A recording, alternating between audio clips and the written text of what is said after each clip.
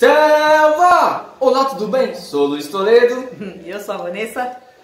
Hoje vamos falar sobre lendas. Hoje nós vamos trazer a sequência, a continuação mais ou menos do vídeo da semana passada, que falamos sobre a Vitória Régia. Hoje vamos falar sobre a lenda da Vitória Régia. Vitória Régia. A Vitória Régia. Vamos trazer o mito, a lenda ou a história. Não podemos dizer o que é isso. É uma lenda mesmo, é até meio folclórica, faz parte do folclore. E essa lenda, ela é uma lenda brasileira, surgiu dos povos indígenas, dos Tupi, Guarani, aqui no norte do Brasil. E os índios, eles usam essa lenda para explicar, mais ou menos, as características da planta, mais ou menos, posso dizer assim, né? Eles usam essa lenda para explicar sobre a planta, até Sim. sobre a origem da planta, digamos assim. E como toda história indígena é cheio de maravilhas, a da Vitória Régia não seria diferente. Então, hoje a Vanessa vai contar esse conto maravilhoso. Essa lenda. Nessa história, nessa lenda, nós temos duas personagens principais, que são a índia Nayá e a deusa Jaci, que nada mais é do que a lua. Só. Lua.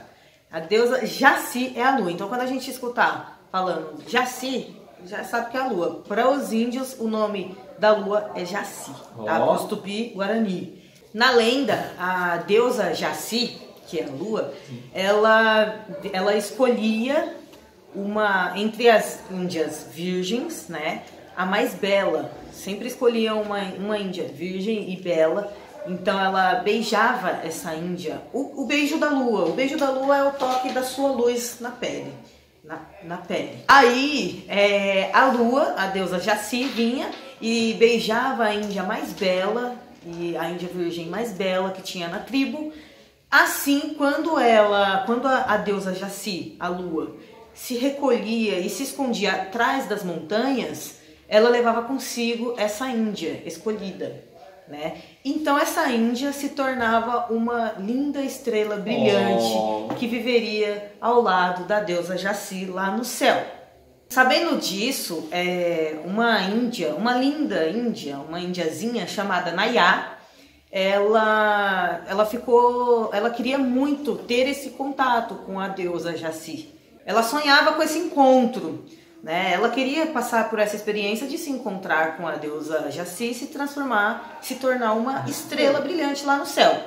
Então, o maior desejo dela era ser transformada em estrela pela deusa Jaci. Ela queria passar por esse encontro, mesmo com outros índios. O pessoal tudo avisando pra ela: eu sou doidona.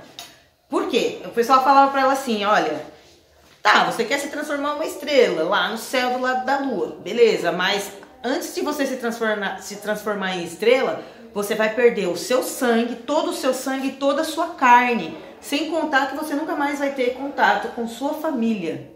Que é algo assustador, né?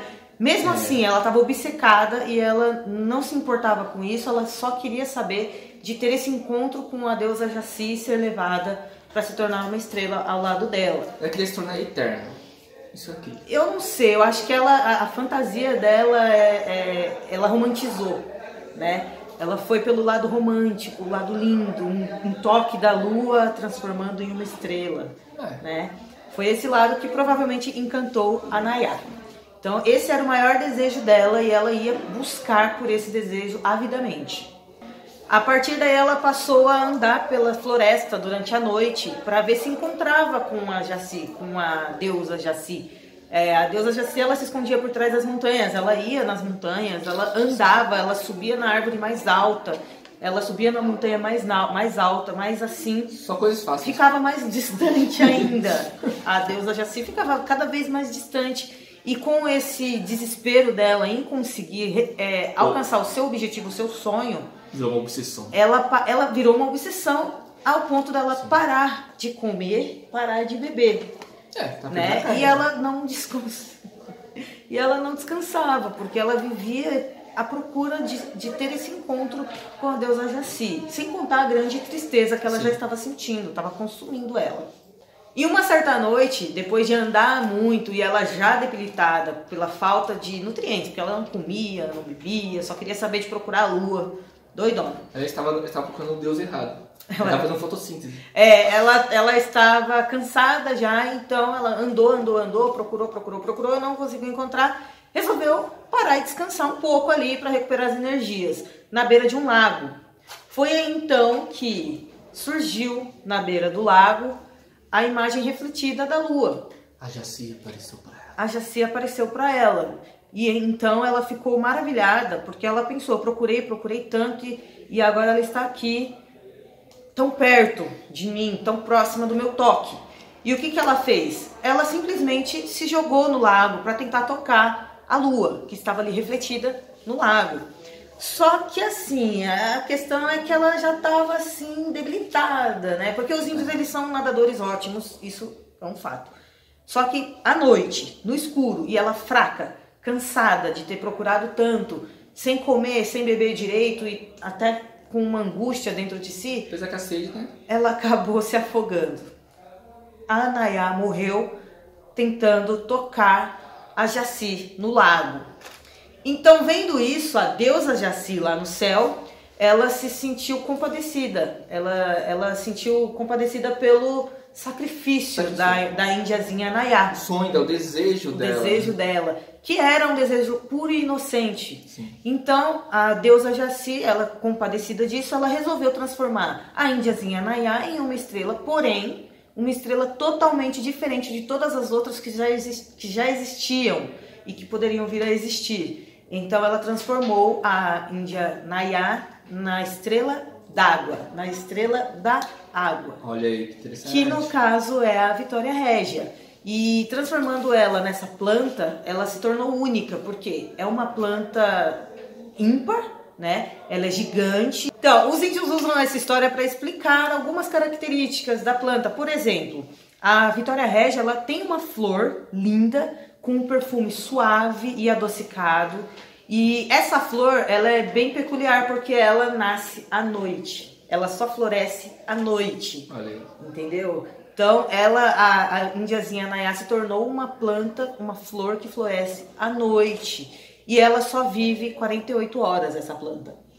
E a flor, ela nasce branca e depois ela vai mudando de cor. Ela nasce branca e ela pode variar entre roxo, rosa, amarelo, lilás e por aí vai.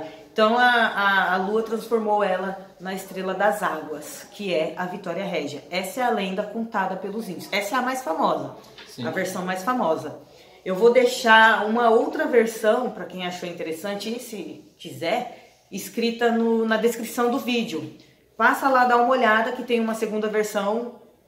Ela é curta, não é tão grande, dá para você ler rapidinho. E é um pouquinho diferente, mas é legal também, mas é o mesmo propósito. É gostoso contar lendas. Eu lembro na minha primeira série, segunda série, no Fundamental, que tinha bastante lendas, folclore, que a gente estudava.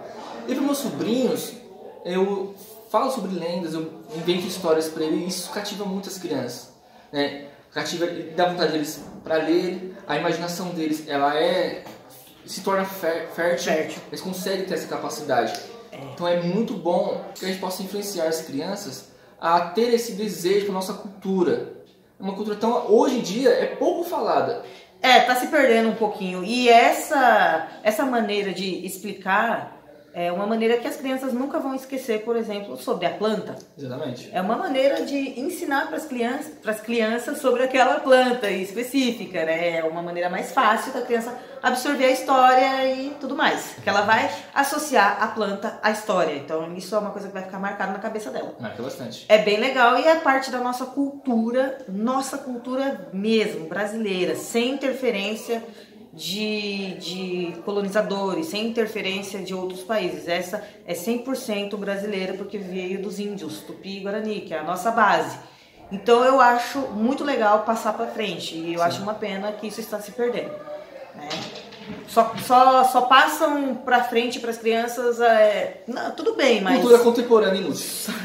E do folclore, só os mais famosinhos, né?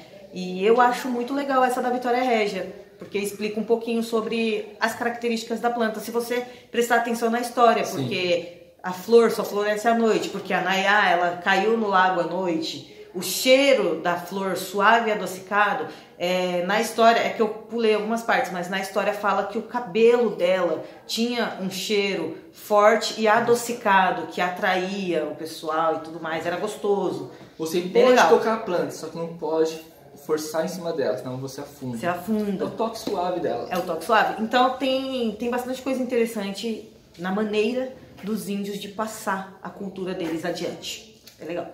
Você que gostou do vídeo, curta, comenta, compartilha com seus amiguinhos. Quem não é inscrito, se inscreva, ativa o sininho de notificações para receber os próximos vídeos. Se possível, assista os anteriores. Botem aí qual é o nome da lua. Selva!